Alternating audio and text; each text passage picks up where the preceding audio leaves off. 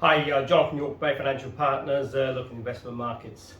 Really all about interest rates and inflation sort of targets going forward now. Certainly if you look in the US, the 10-year is now well above 1.8% on its yield.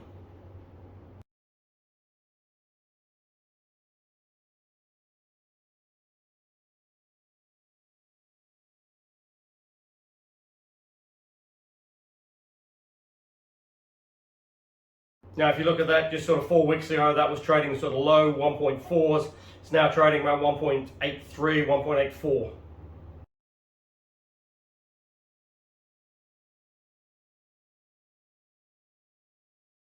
That's 40 basis point move on the upside, and the Fed haven't even started moving on rates yet.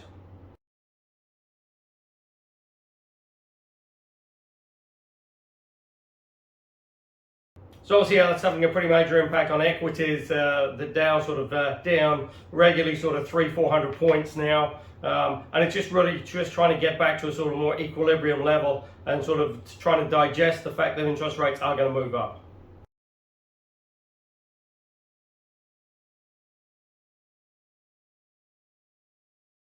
But putting it into context, the S&P is only around 3% off its contract highs. Nasdaq obviously suffered a little bit worse as those tech shares have really been hammered as higher interest rates are now forecast. That's down around 8% from its highs.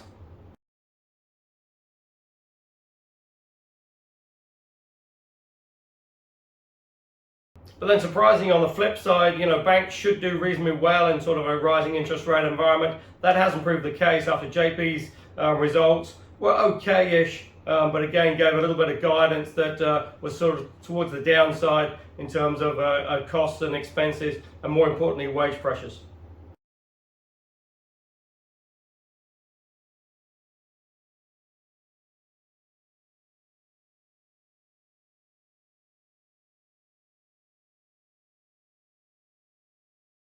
So certainly while the market's trying to come to terms with this, a lot of the sort of rate hikes now, the Fed, analysts are now predicting that the Fed will move maybe 3 or 4 times this year. That's probably pretty well priced in with us, like I say, a 10-year yield of around 1.83. Targets for 10-year for the year end is only 2%.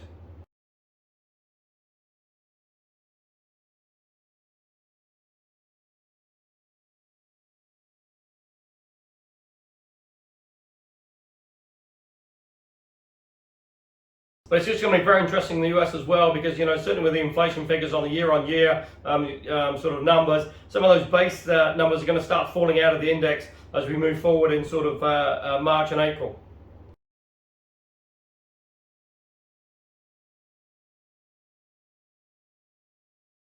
So again, potentially you could see the Fed starting to increase rates as the year-on-year inflation rate is actually falling.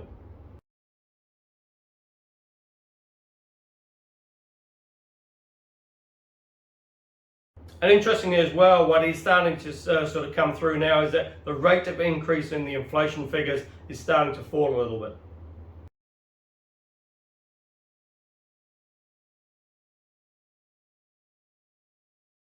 Now, obviously, apart from wages, the big other driver for inflation is energy costs. And certainly the sort of oil-producing countries do have a little bit of a question to ask because certainly they have plenty of excess supply out there, which they could turn on the taps and bring down the price of oil a little bit.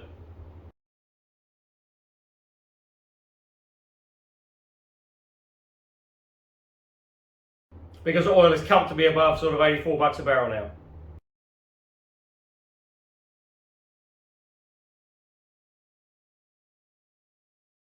What is interesting as well is that China has actually cut rates last week. They saw a small cut in their sort of loan rates, and that's going to be very interesting to see how that sort of plays through.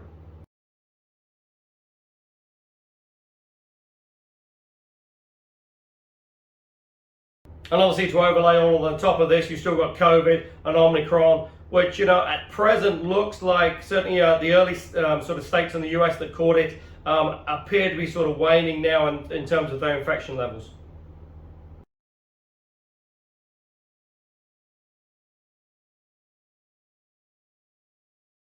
Now the UK is sort of bumbling along really, and Boris Johnson is in all sorts of trouble and pressure out there for sort of parties that were held and gatherings that were held during lockdowns, and really it's not a good look.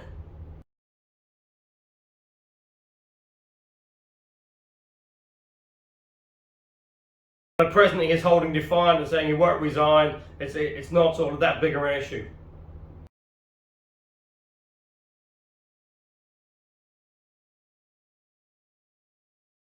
But again, also with COVID as well and sort of Omicron, if the UK can get through the next sort of couple of months, then potentially it does look in reasonable shape going forward.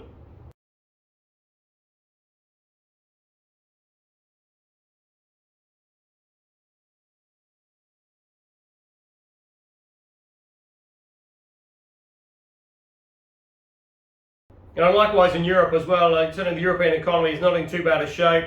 It's just a question of trying to digest and come to terms with the fact that interest rates are increasing a little bit. As I sort of stated before, the German Bund is now back to nearly sort of flat, sort of a zero yield, having been sort of negative sort of 0.3, 0.4 for the last sort of 12 to 18 months.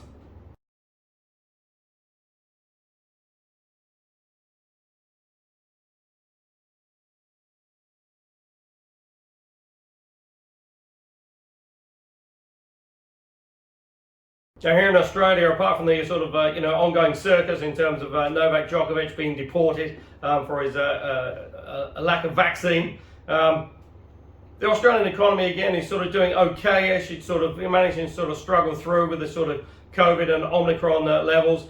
Interesting statistic is that around 20% of the Australian truck drivers are now unable to work.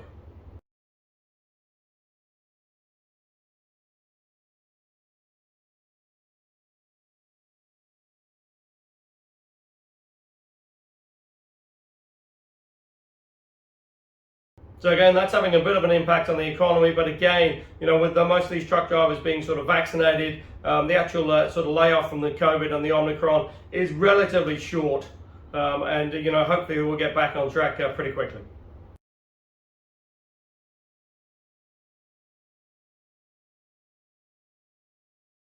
Now, if that is the case, then the Australian economy certainly should pick up. There's plenty of pent-up demand out there. Predominantly on the back of the sort of big layoffs you saw last year in terms of the lockdowns.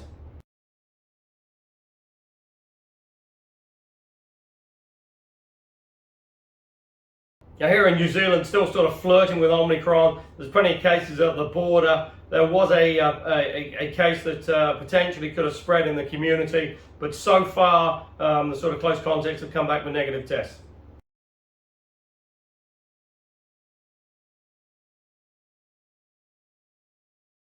Now, if that is the case, New Zealand incredibly lucky again, sort of dodging a bullet on the COVID and first sort of Delta and now sort of Omicron outbreaks.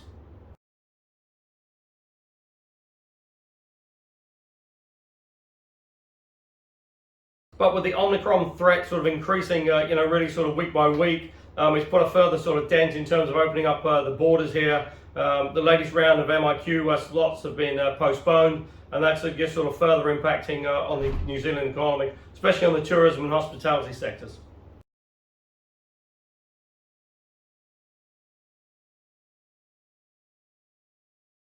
But New Zealand equities, had a reasonable December. They're up by just over 2.5%. Give them back a little bit here in January, and it's just going to be interesting now to see how it sort of plays through, especially with the Reserve Bank meeting in February. Will we see a further rate hike?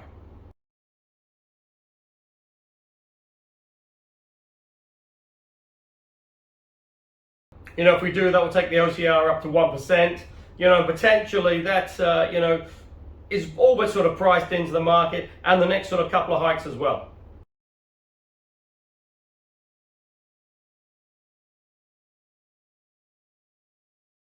So again, sort of following on with the sort of global trend, many of these rate hikes are now sort of pretty much fully priced into the market, and it's just going to be an interesting fact to see what happens when the rate hikes do actually come, to see the market reaction.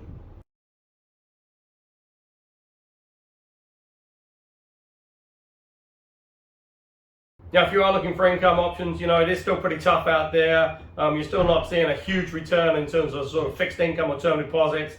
There are plenty of alternatives available. Go to the website www.bayfinancialpartners.co.nz for lots of interesting articles. We look forward to speaking to you soon.